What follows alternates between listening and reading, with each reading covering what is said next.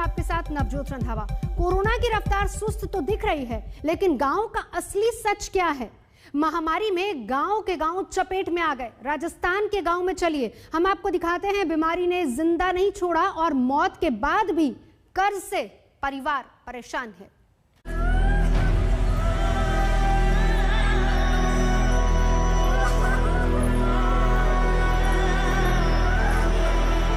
राजस्थान के लेसरदा गांव के रहने वाले हंसराज पंचाल अब इस दुनिया में नहीं हैं। जीते जी महामारी ने नहीं छोड़ा और मृत्यु के बाद इलाज के लिए लिया गया कर्ज परिवार को जीने नहीं दे रहा। हंसराज बूंदी जिले में एक छोटा सा मेडिकल स्टोर चलाते थे, लेकिन किसे पता था कि महामारी में सरकारी अव्यवस्था पूरे परिवार को तबाह कर देगी। ब्लैक फंगस का खतरा ग्रामीण इलाकों में फैलने लगा है और इस इलाज के दौरान लोग कर्ज में डूबे जा रहे हैं। कर्ज लेने के बावजूद अपने परिजनों को बचा नहीं पा रहे हैं, इसका बड़ा दुख है। इसी तरह से हंसराज जी हैं जिनकी मौत हो गई है ब्लैक फंगस से और परिवार कर्ज में डूब गया है। हंसराज की मौत कोरोना के बाद ब्लैक फंगस से हुई। सरकारी अस्पताल में इलाज नहीं मिला तो परिवार ने प्राइवेट हॉस्पिटल में दाखिल करा दिया। 1-2 नहीं बल्कि 7 लाख रुपए प्राइवेट हॉस्पिटल में खर्च किए और जब पैसों की डिमांड बढ़ गई तो परिवार ने हाथ खड़े कर दिए। मजबूरी में एक बार फिर सरकारी अस्पताल में हंसराज को भर्ती कराना पड़ा, जहां सही इलाज नहीं मिलने से उनकी मौत हो गई। कैसे चलेगा? अब छोटे छोटे बच्चे हैं और कमाने वाला रहा ही नहीं। अब देखो ऊपर वाले की क्या मर्जी होती है, कैसे चलता है कैसे नहीं चलता है, वैसे ही चलेगा। और गवर्नमेंट की कोई कुछ राहत सहायता मिल जाए तो कर्ज थोड़ा बहुत हल्का हो जाए। सरकार कह रही है कि पूरे राजस्थान में चिरंजीवी स्वास्थ्य योजना के तहत मुफ्त इलाज हो रहा है, मगर परिवार के अनुसार सरकारी स्वास्थ्य बीमा होने के बावजूद किसी ने उनकी एक नहीं सुनी। पूरा परिवार कर्ज में डूब गया। ये पूरे कर्ज पे हैं, ज्यादा 60-70 हजार रुपए उसके अकाउंट में थे, वही उसके हैं। बाकी 70-80 हजार उसके एक दोस्त के हैं, भोजराज के। 50,000-60 हजार मेरे पास थे। 1 लाख मैंने एक मित्र से लिया, मेरे अकाउंट में डायरेक्ट ट्रांसफर इंटर मैंने इसके खाते में ट्रांसफर किए और इसके अलावा 1.5 लाख रुपए मैंने अलग से लिया। ऐसे करके हमने 6 लाख रुपए पूरे 50-60 हजार इनके थे, बाकी सारे कर्ज पे ही हैं। मतलब 6.5 या 7 जो भी हिसाब है उसमें से यूं मानो 6 लाख तो कर्ज ही हैं। हंसराज की कहानी आपने सुनी, अब इस तस्वीर को देखिए। तस्वीर में 30 साल के धर्मराज मीणा नजर आ रहे हैं। चंद दिन पहले ही उनकी सगाई हुई थी, लेकिन शादी से पहले कोरोना संक्रमण ने मार डाला।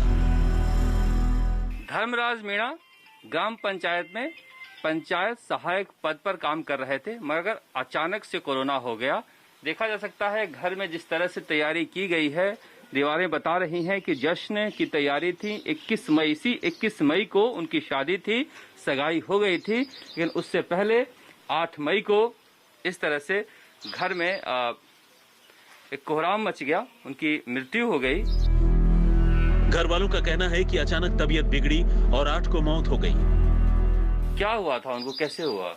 सर उसको क्या अचानक ही बीमार हो गया था, ड्यूटी से आया था 3 तारीख को, तो 4 तारीख को बीमार होने के बाद हमने MBS कोटा भर्ती कर दिया, MBS मेडिकल कॉलेज भर्ती कर दिया। 5 दिन तक भर्ती रखा है, डेथ हो चुकी है। उनकी शादी की तैयारी कर रहे थे? हाँ, शादी की तैयारी में थे हम, अचानक वो सा काम हो गया तो उसका इलाज कराना, शादी को तो छोड़ दी, उसका काम करने लगे तो वो मर गए। गांव में इलाज नहीं होने की वजह से इनके परिवार के 3 लोग भी पॉजिटिव हो गए। जब गांव में एक के बाद एक मौतें होने लगी तो सरकार जागी और सख्ती बरती गई। ग्रामीणों का कहना है कि लोग घर घर में बीमार हैं, लेकिन पंचायत के सेक्रेटरी कह रहे हैं कि जितने लोगों की जांच हुई है उसमें 68 पॉजिटिव लोगों में से अब 12 ही पॉजिटिव बचे हैं। कितना मामला था और अभी क्या स्थिति? ग्राम पंचायत में टोटल 68 केस थे, वह अब केवल 12 रह गए। किस तरह से यहाँ पर आप लोगों ने? हमने सैनिटाइजर करवाया गांव में और जो परिवारों को कोरोना को उनको चिन्हित करके जीरो मोबिलिटी घोषित कर उसके बैरिकेड्स लगा के चिन्हित किया और वहाँ लोगों का आना जाना बिल्कुल बंद की है।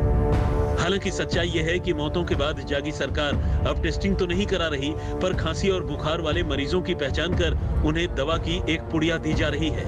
इसमें 5 दिन के लिए 5 दवाएं हैं जो गांव-गांव में आशा सहयोगिनी बांट रही हैं। गांव में कोरोना काबू में करने का जिम्मा आशा सहयोगियों ने उठा रखा है। इस तरह से यह लोग दिन में घर घर में घूमकर सर्वे करते हैं और दवाइयां देते हैं। बातचीत करते हैं। से क्या नाम है आपका? सुगना। क्या देखती हैं घर में, क्या जाती हैं, क्या बात करती हैं? हम जाते हैं वहाँ पहुँचते हैं कि घर में कोई खांसी जुकाम का मरीज तो नहीं है, अगर हो तो उनके क्या क्या लक्षण हो रहे हैं तो बताते हैं। जैसे कि कोई किसी को हो रहा है तो भाई कोई खांसी जुकाम बुखार तो उसको बताते हैं कि ये दवाइयाँ लो, और इससे भी ठीक नहीं हो तो तुरंत जाके जांच करवाओ। पंचायत की जनसंख्या करीब 3000 है और उसमें 68 लोगों का पॉजिटिव होना और 14 लोगों की मौत होना छोटा आंकड़ा नहीं है, जबकि न जाने कितने लोगों की जांच ही नहीं हुई है और घर में खांसी बुखार की दवा ले रहे हैं। पर सरकार अभी भी गांव में जुगाड़ के भरोसे चमत्कार का इंतजार कर रही है। लेसरदा ग्राम पंचायत में कोरोना ने ऐसा कहर बरपाया कि 68 लोग पॉजिटिव हो गए थे, 14 लोगों की मौत हुई है। अगर ग्रामीण इलाकों में स्वास्थ्य सेवाएं ठीक होती और शुरुआती जांचों में इन्हें पता चल जाता तो हो सकता है कि इन मौतों को टाला जा सकता था। इसीलिए सरकार को चाहिए कि ग्रामीण इलाकों में स्वास्थ्य सेवाओं को मजबूत करे, तभी गांव वालों को बचाया जा सकता है। कैमरामैन निखिल शर्मा और भवानी के साथ शरद कुमार,